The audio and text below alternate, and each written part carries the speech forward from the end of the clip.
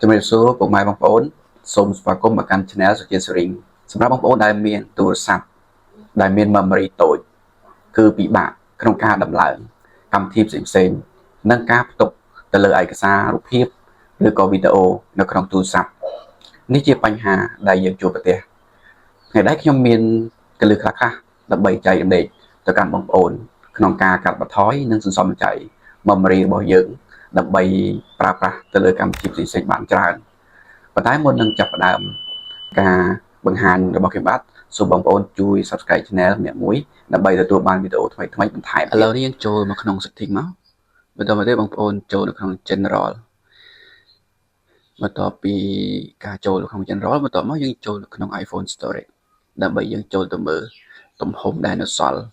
ដែលយើងអាចប្រើការបានអូខេនេះជាទំហំដែលយើងប្រើ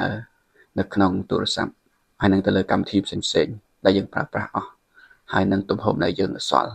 ចំណុចទី1ដែលយើងធ្វើការកែប្រែគឺនៅលើកម្មវិធី Telegram បន្ទាប់ពីបងប្អូនចូលមកក្នុង Telegram មកហើយបន្តមកទៀតបងប្អូនចូលនៅក្នុងពាក្យ Setting អូខេបន្ទាប់ពីយើងចូលនៅលើ Setting រួចហើយបន្តមកទៀតបងប្អូនចូលទៅរកពាក្យ Data and Storage ព្រោះនៅក្នុងកម្មវិធី Telegram យើងបានប្រើប្រាស់ទាក់ទងនឹងវីដេអូឬក៏ឯកសារផ្សេងៗគឺវាកាត់ចំនួនទំហំដែលយើងប្រើប្រាស់នៅក្នុងទូរស័ព្ទបន្តមកទៀតបងប្អូនចូលនៅក្នុង Storage Usage នេះនៅក្នុង Storage Usage គឺយើងបានប្រើប្រាស់ទំហំអស់ 361.5 MB អូខេបន្តមកទៀតបងប្អូនស្រួលមកខាងក្រោមគឺយើងយកទៅលើពាក្យ clear entire cache អូខេបន្ទាប់មកយើងចុចលើ clear entire cache អូខេវានឹងសម្អាតទៅលើឯកសារដែលយើងបានប្រើប្រាស់ឬក៏យើងបាន download ទុកអូខេនេះគឺជាចំណុចមួយដែលយើងកាត់បន្ថយទំហំ megabyte នៅលើទូរស័ព្ទរបស់យើងអូខេចំនួននេះវាបានថយចុះហើយអូខេឥឡូវយើងនៅសល់តែ 4.4 megabyte ទេបន្តមកទៀតបងប្អូនចូលទៅក្នុងកម្មវិធី TikTok ព្រោះនៅក្នុងកម្មវិធី TikTok គឺយើងមានទាក់ទងនឹងការមើលទៅលើវីដេអូការ download អីផ្សេងៗហើយក៏មានផ្ទុកទំហំនៅក្នុងកម្មវិធីនេះផងដែរអញ្ចឹងយើងត្រូវចូលទៅកាត់បន្ថយទំហំឬក៏លុបចោលត្រង់ចំណុចណាដែលយើងអត់ត្រូវការប្រើប្រាស់អូខេបន្ទាប់ពីចូលមកបងប្អូនចូលនៅក្នុងសញ្ញាត្រី3នៅក្នុង profile របស់យើងបន្តមកទៀតបងប្អូនចុចទៅលើពាក្យ Setting and Privacy ហើយបងប្អូនចាប់ផ្ដើម scroll ទៅខាងក្រោមដើម្បីស្វែងរកពាក្យ